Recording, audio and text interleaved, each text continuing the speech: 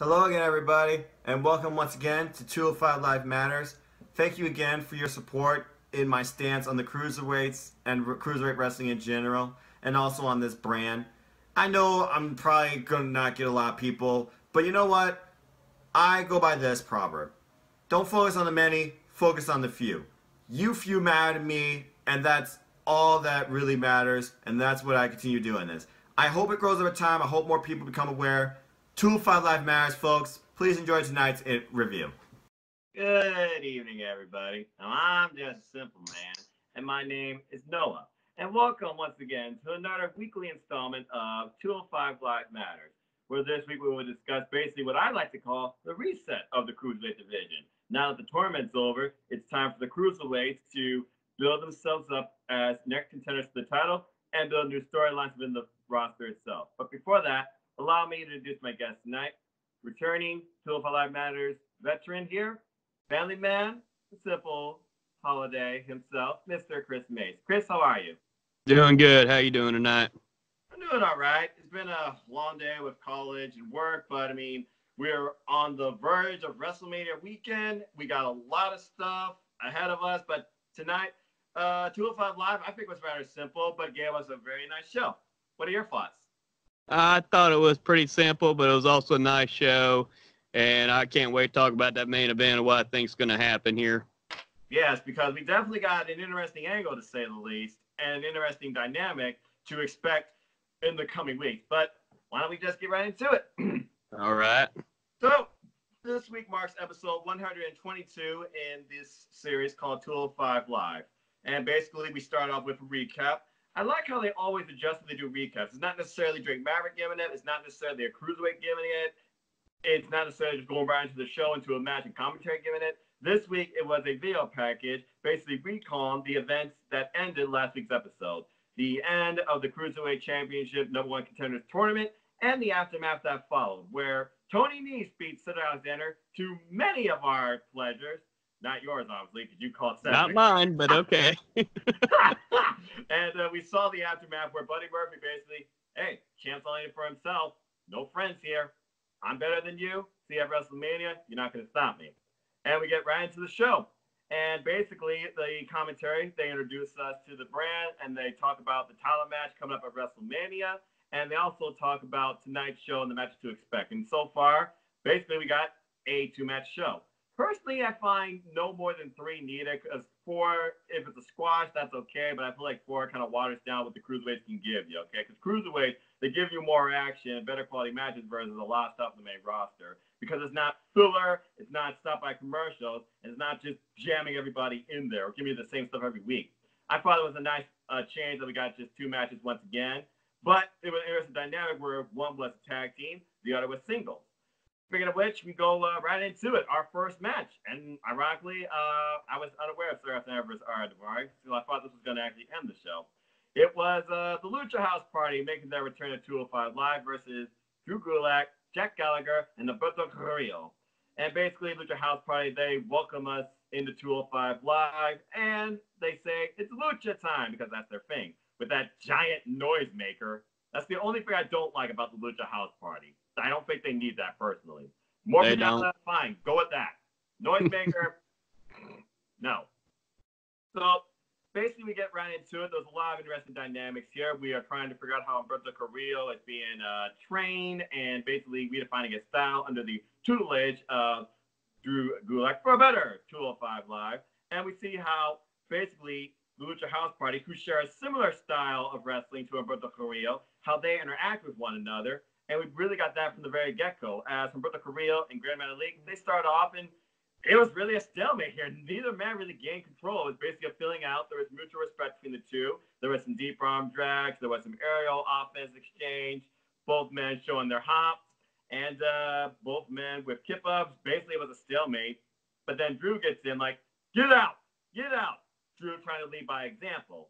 Drew gets the tag, and basically he gets basically handed by the Lucha House Party in the beginning. There's like an assisted step-up drop kick that takes out both Jack Gallagher and Drew Gulak. And then Penelope, by the way, folks, if you don't know who Penelope is, it's the name of their little pinata.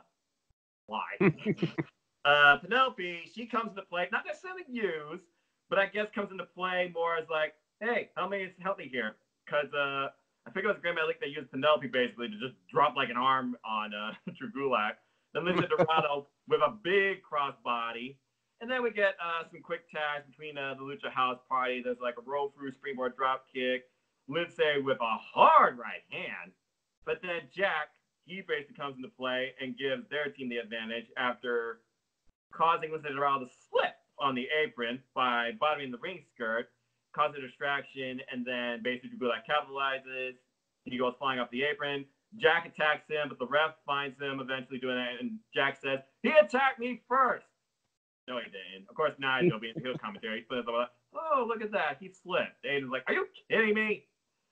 Anyway, following this, we basically get a lot of quick tags for a while from Drew and his team, most between Jack and Drew. Again, leading by example, safe and sound, feet on the ground. Drew says, watch and learn about the Carrillo. He seems rather fickle, to say the least, as he doesn't really know how to interpret this at first, because he didn't really condone the actions carried out by Drew Gulak and Jack Gallagher. But eventually he gets in and he gets a little bit of offense into, and basically, we'll get into that though. Let's see here. Let's see, Drew, Jack. Drew and Jack tagged each other like 6 or 5 times. Good grief almighty.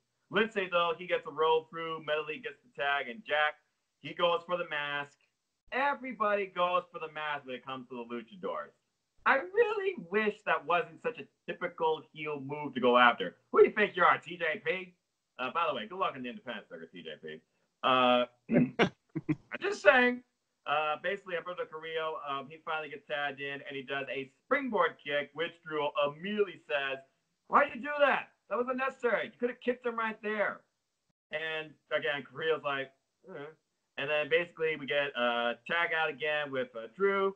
Drew with a couple of cheap shots, taking out the rest of the Lucha House Party. So again, they're isolating the man to their corner. Carrillo, he's just there watching, not really condoning it, seemed confused. Jack, he tags in, we get armbar. Drew tags in, gets some offense, we get a cover, nothing special. Then Drew, being the technical specialty is, he grounds Lucha House Party into a submission hold. And then Jack gets tagged, vicious uppercut. And then Carrillo, he comes back in and starts to basically interpret what Drew and Jack are trying to teach him. Basically stuck to ground-based offense, and commentating putting over how Roberto Carrillo, he's just trying to learn all the styles of 205 Live and wrestling in general. But Aiden compares Roberto Carrillo to basically an eagle. It's nice to watch, but let the eagle fly. By the way, Aiden English, what is his obsession with Roberto Carrillo? The handsome Roberto Carrillo. It just seems kind of weird to me. I'm like, okay, we get it. You like his look. Why don't you interview him in the ring if that's what you like so much, or tag team with him? Anyway, basically, yeah, ground-based offense. We get quick tags again between Drew and Jack. But the Lucha House Party, they finally gain a little bit of momentum after a springboard double elbow takes out both men. And then there's finally a tag to Kalisto, who's now in the ring with Carrillo. Kalisto basically the leader of the Lucha House Party here, people. Basically, following this, we get the Mexico City Twister. It's like that springboard corkscrew he does off the ropes. And then there's that rope through kick, a couple of Kalisto's signatures right there. And then a basement Rana, beautiful snap basement Rana. And then we get some triple aerial offense by Lucha House Party with a couple moonsaults and a torpe con hilo. Thank you, Marwanell, from Kalisto. But Kalisto, he goes for a top rope maneuver after getting put the Carrillo on the ring. Takes too long, gets caught.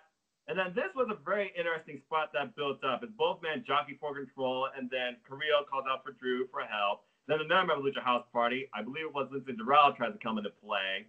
And then Jack comes into play, and then Grand Metalik, I don't know what he's trying to do here. But then I think about that callback to way back in the early installments of 205 Live, where there was like a #1 contenders match for the Cruiserweight title, and he pulled off what was a sunset powerbomb superplex. Basically, that's what we got here, except in the version of a Tower of Doom, Kalisto taking the blunt of it. That was brutal. But yeah, I thought it was a very interesting spot in the match.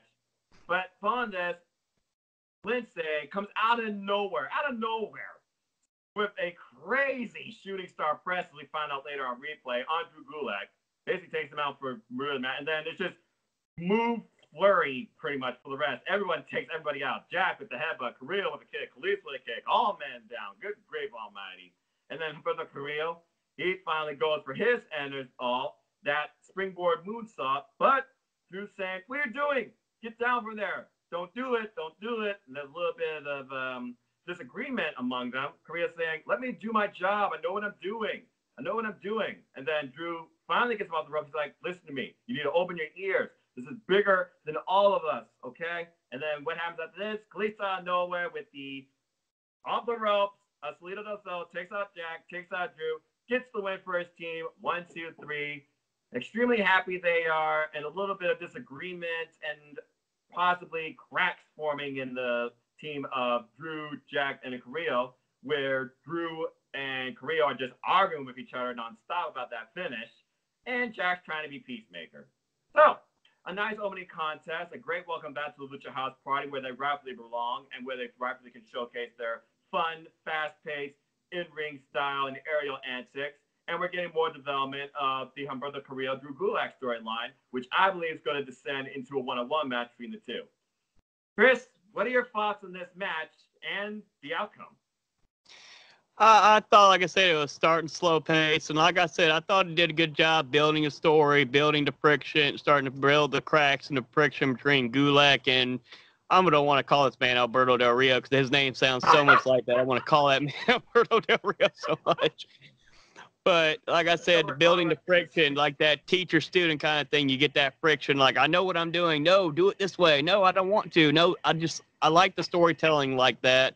I liked the match. I liked the Tower of Doom spot they did, even though I know they do that a lot. But I think in this instance, it worked really well. I thought it looked really badass how it looked. And I said, I like the ending of the match where, like I said, you still get Drew Gulak, like the teacher-student dynamic. No, you need to do it this way. No, do it. And then ended up costing them the match at the end. Like I said, I thought it was a good storytelling. I thought it was a good match to open up the show.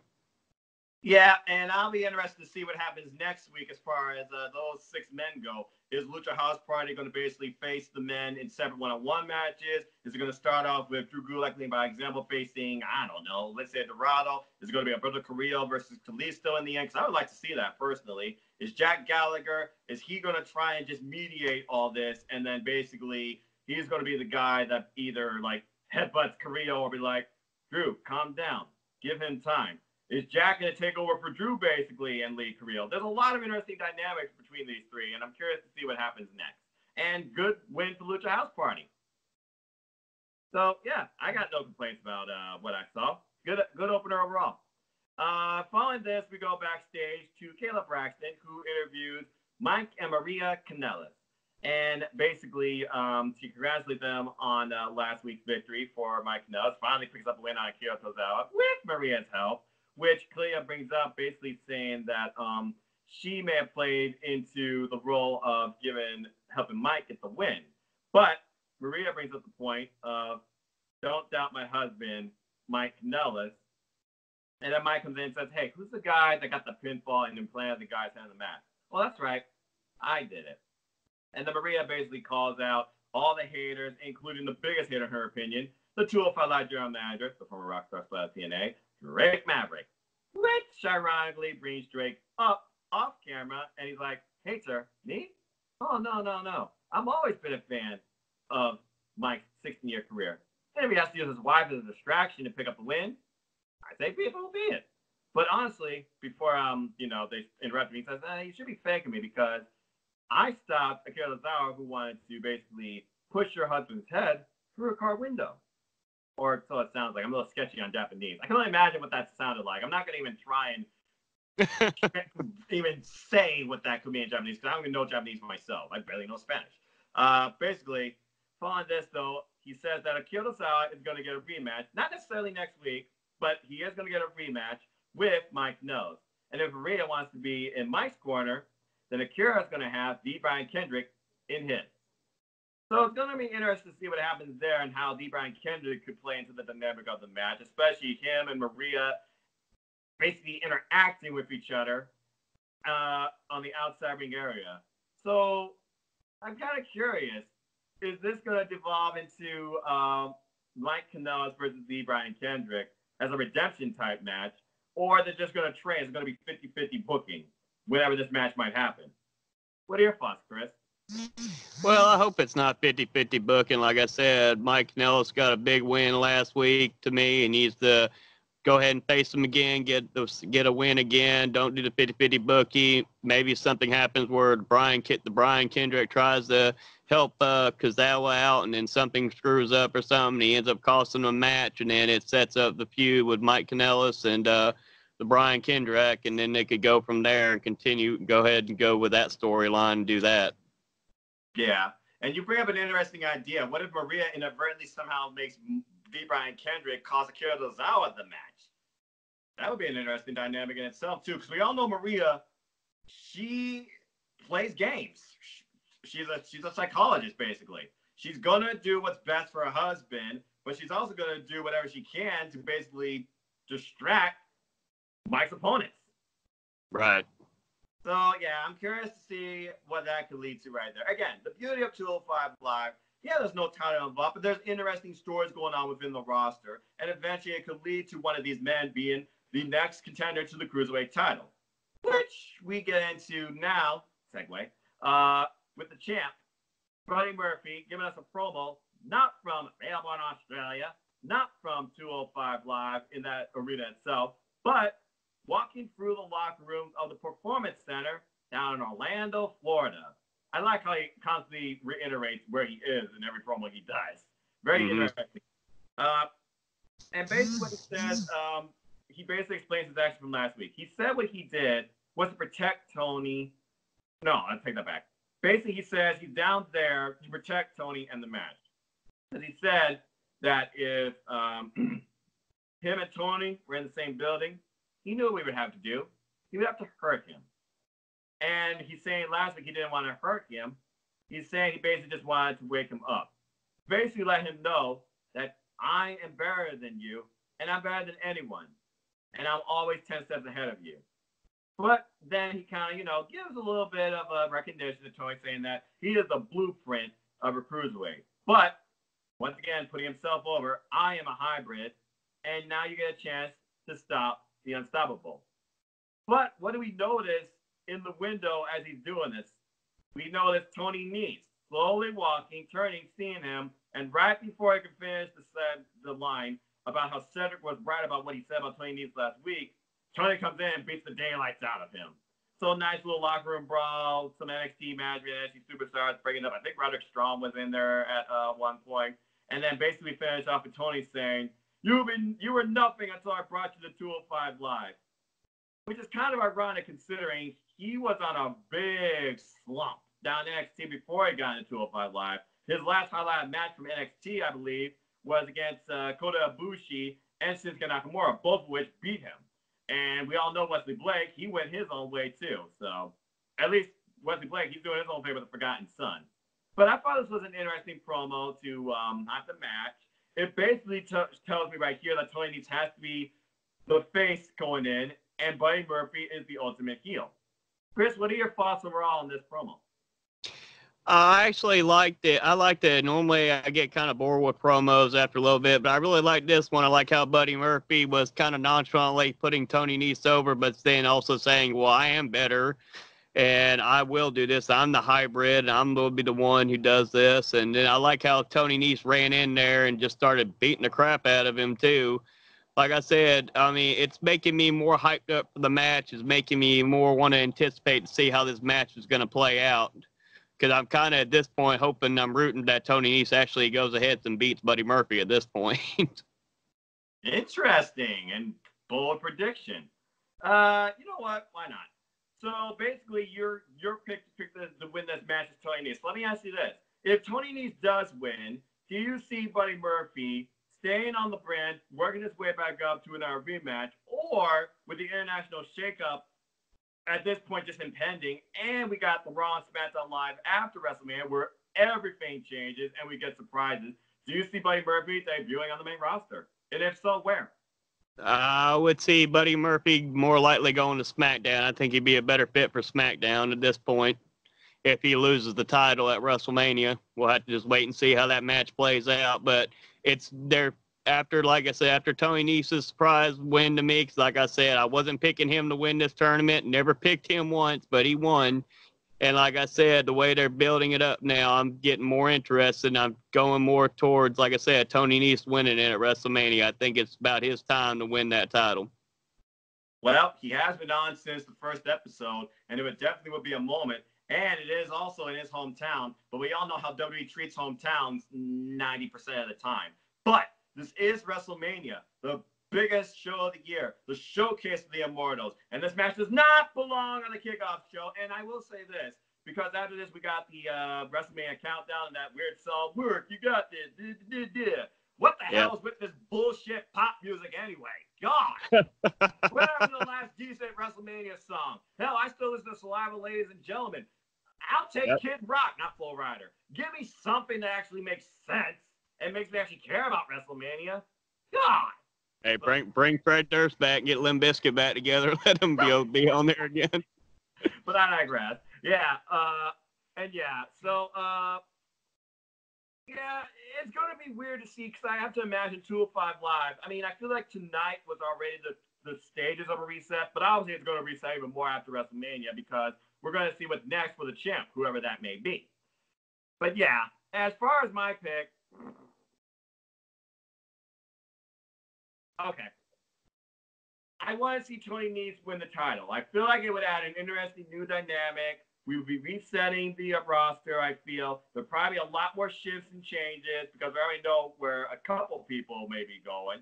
And Buddy Murphy, I feel like, yeah, SmackDown Live would probably be more of a suitable spot for him. But I don't want it to be like the obvious thing, like, oh, set him up with Buddy Murphy. Or just push him right into the WWE Championship picture. Like, maybe I don't know, maybe elevate the United States title more, you know? Because the mid-card title in the main roster, they need it. Though I will say this.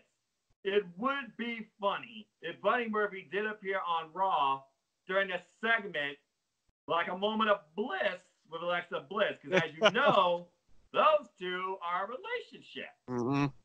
Now, I know WWE isn't going to those storylines, thankfully, but I'm just saying that would be an interesting dynamic, considering they're not only... Alexa, stop. Stupid Echo Dot. Okay, I guess that's still a thing. I should watch that name. Bliss and Murphy. That would be an interesting dynamic, I feel, especially with the whole little big thing with Braun Strowman. Braun Strowman by Murphy would be a very interesting match to me, personally. We all know how Braun Strowman's buried, but going off topic. Anyway. Yeah. All right. So now we get right into literally the main event. Oh, wait. And they also talk about the women's match being the main event of WrestleMania. Congratulations to the women. You all deserve it. Exactly. And they also talk about the Cruiserweight title, and I love the graphics so far. No kickoff, it's saying. That's very enlightening to me. It might finally put the Cruiserweights where they rightfully belong in the main card, beginning or middle, at a respectable spot where the crowd cares, and the crowd's full, and the show is fully on.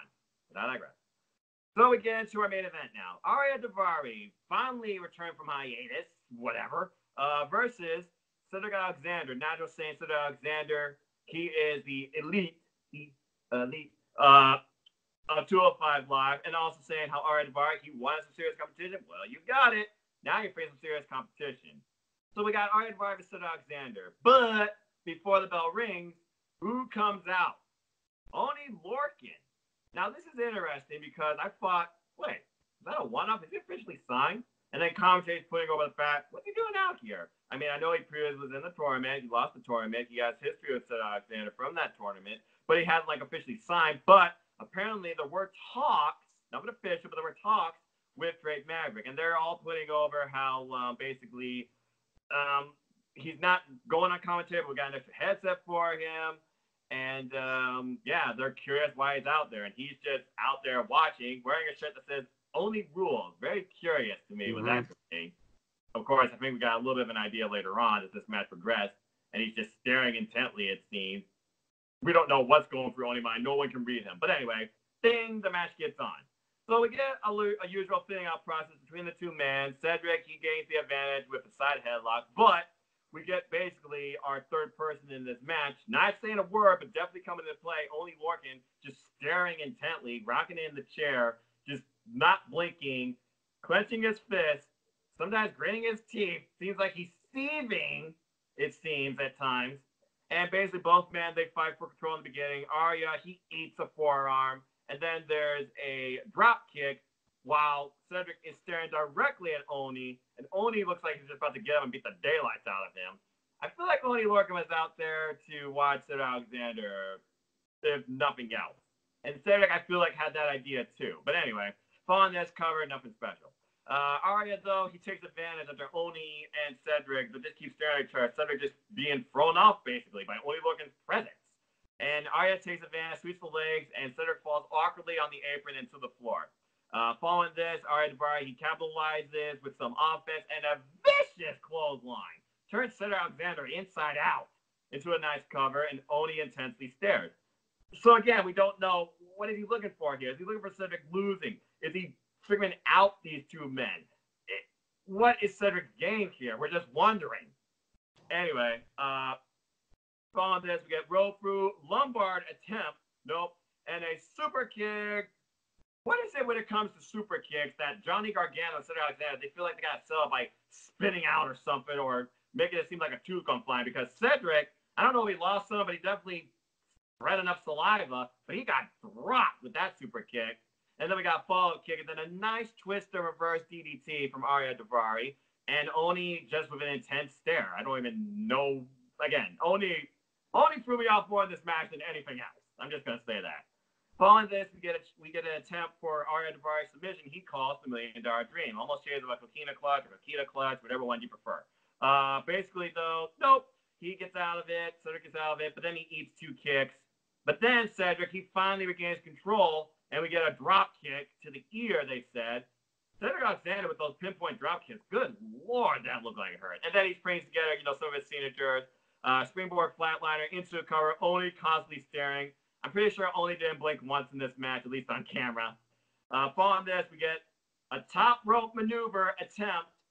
When is Cedric going to learn that top rope maneuvers and him just don't agree? He either slips, botches, or gets caught. This is like the 4th week, I think, now in a row that end up biting him in the ass. Yep.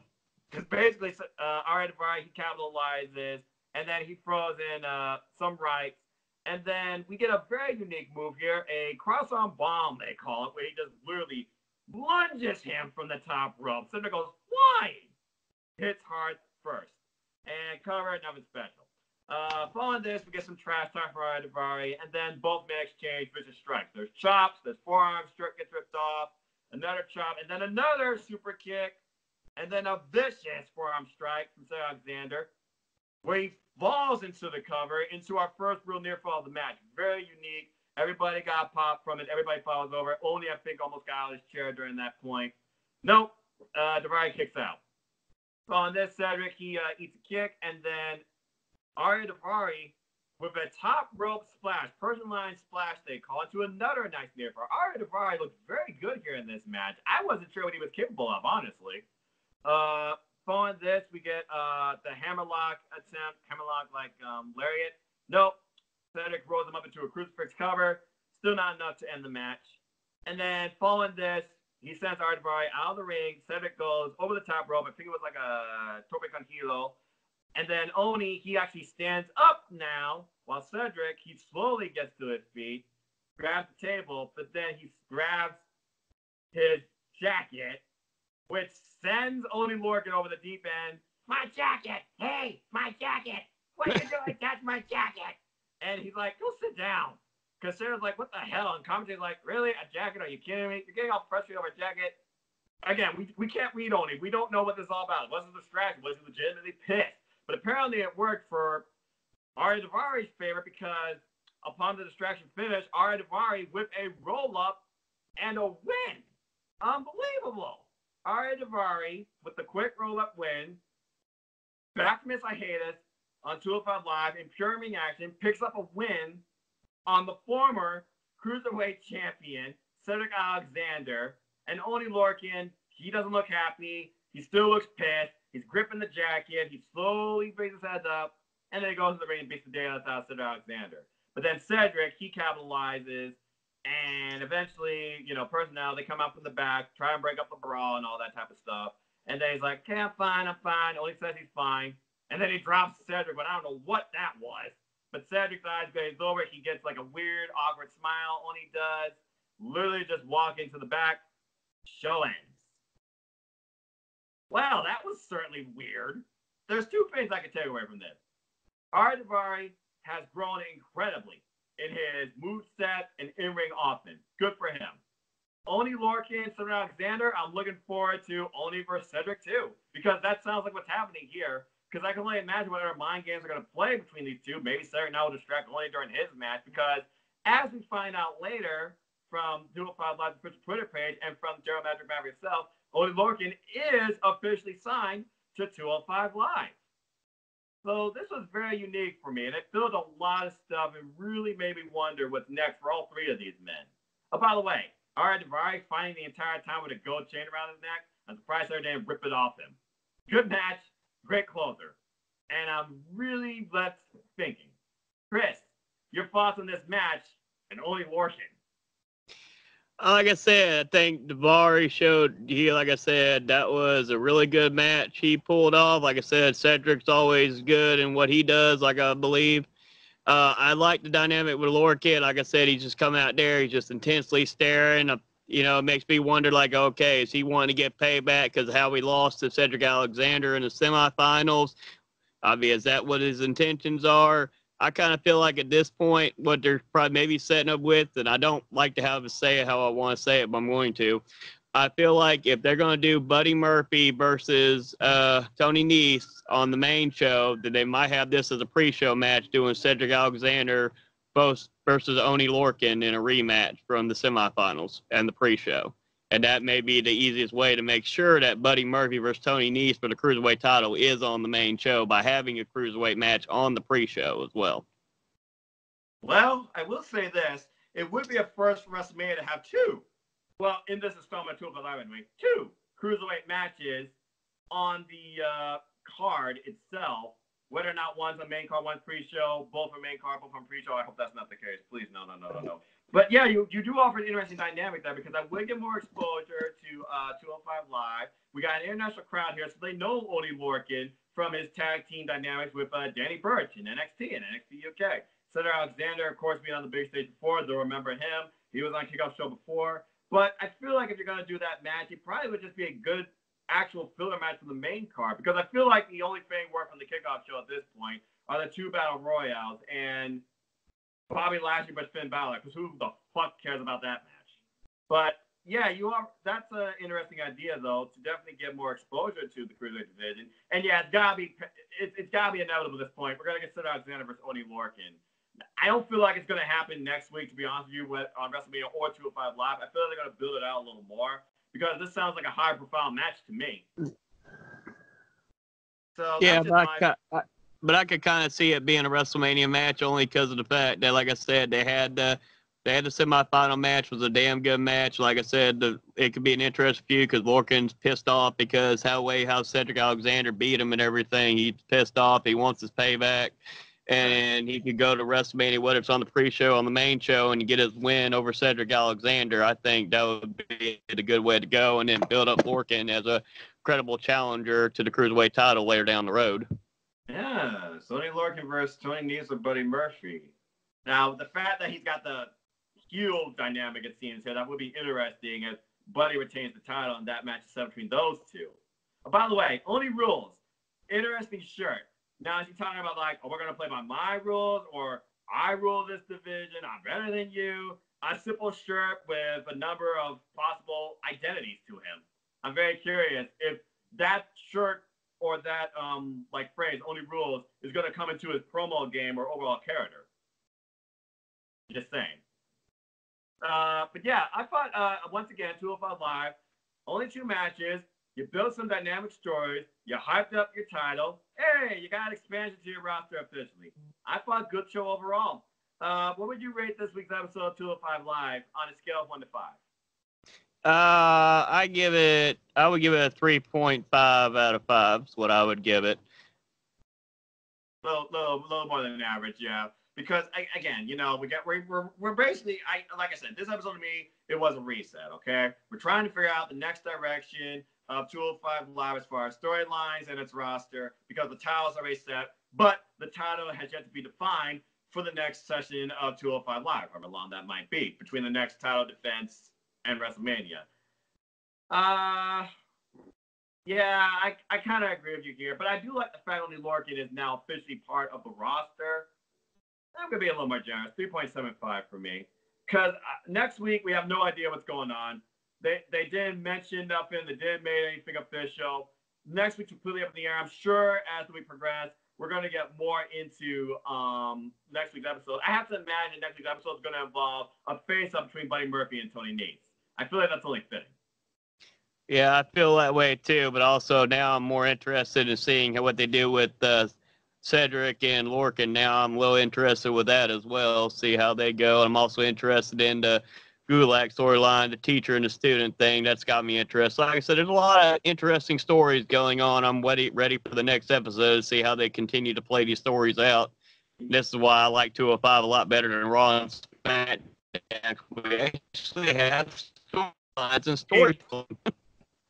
Yeah, you're not wrong there when it comes to what we saw on Raw and SmackDown Live. Good grief, I still have a headache from all that nonsense. But anyway, and also now Ari Daivari, he's got more bragging rights, so I'm sure he's going to build that into his promo. I'm interested to see who they put him up against next.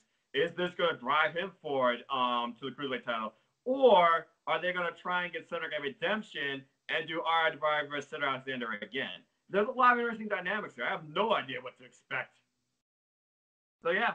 All right, well, that was 205 Live. I must say, this really felt like a reset to me, just like I explained in my review tonight with Chris. So stay tuned, folks, for Simple Stances. We'll be talking about everything Cruiserweight Wrestling. Like, share, subscribe, comment, tell a friend.